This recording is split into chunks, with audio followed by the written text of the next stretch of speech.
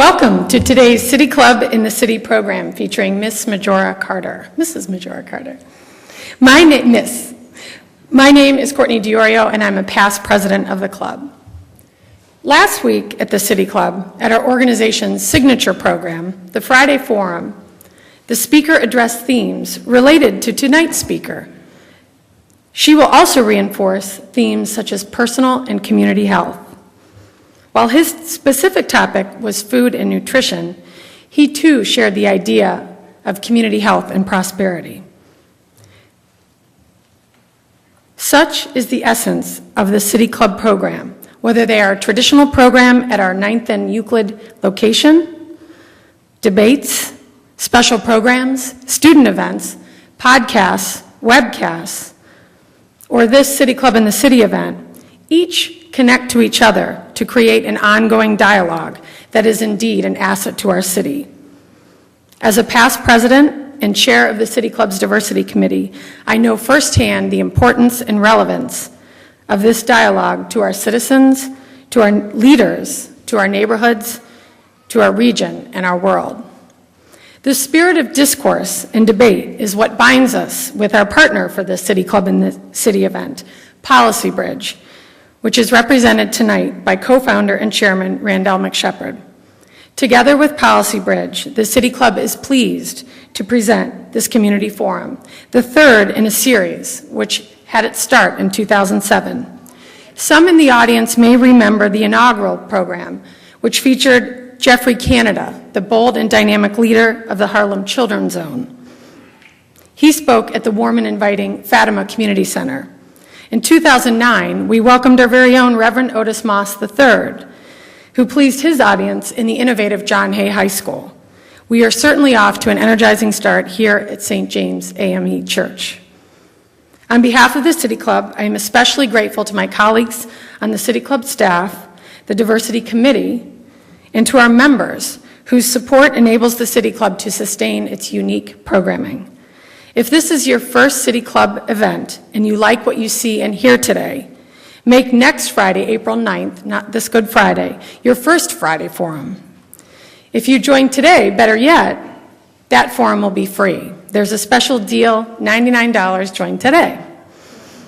For now, I would like to turn it over to Mr. Randall McShepard, who will introduce our speaker.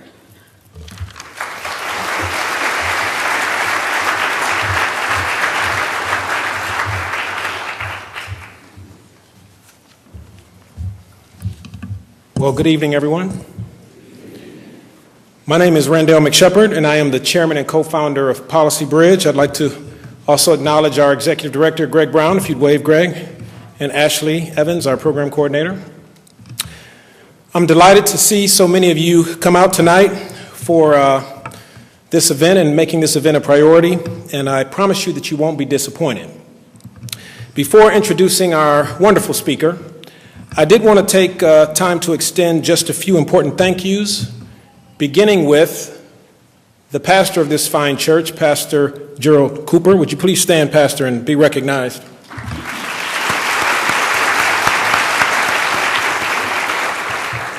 And all the wonderful members of the church that are helping volunteer tonight, thank you. You should know that St. James AME Church was founded 115 years ago, not so far from this building. And the church has or enjoys a very rich history, which, by the way, includes public forums, community forums, very much like the one you're at right now. As a proud member of this church, I'm sure my pastor would want me to let you all know that this building is actually open on Sunday mornings as well. At 10 o'clock. All are welcome. Thanks to the entire City Club staff and the Diversity Committee of the City Club. You've been wonderful to work with as usual. And thanks for helping make tonight possible.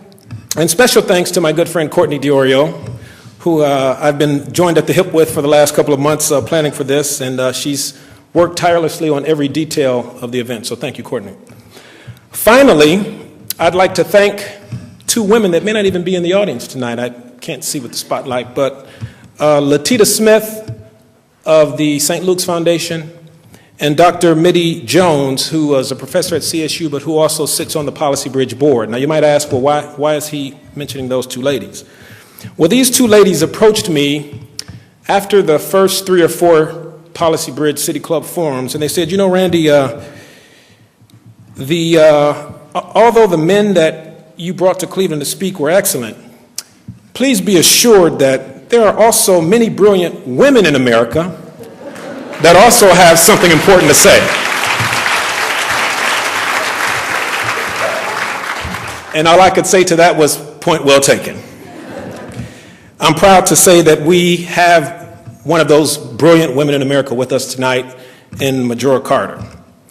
And I'd like to tell you a little bit more about her. Majora Carter founded the nonprofit Sustainable South Bronx back in 2001, when very few people were talking about sustainability, and even less so in places like the South Bronx.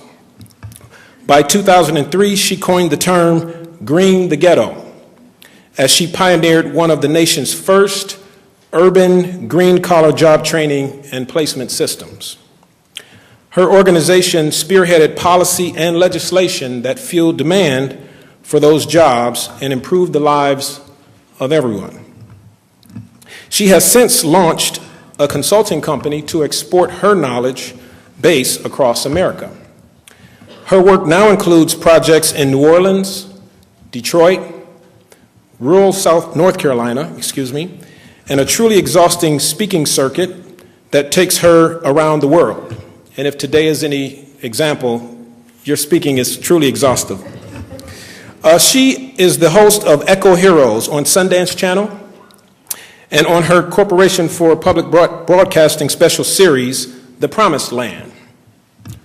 She is one of a very few people to have received an award from John Podesta's Center for American Progress and a Liberty Medal for Lifetime Achievement from Rupert Murdoch's The New York Post. So imagine that. She has earned a long list of awards and honorary degrees, too many to mention here, but I will highlight that those include a MacArthur Genius Fellowship. The last thing I'll say before Ms. Carter comes forth is that she is on a tight schedule, which includes a flight that leaves not so long after she will conclude here, so don't take her sudden departure as any lack of interest in the Cleveland community, and trust me when I say that all of us will have her back soon.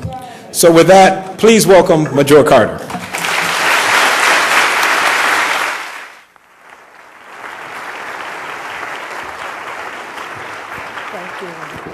Good luck. Thanks.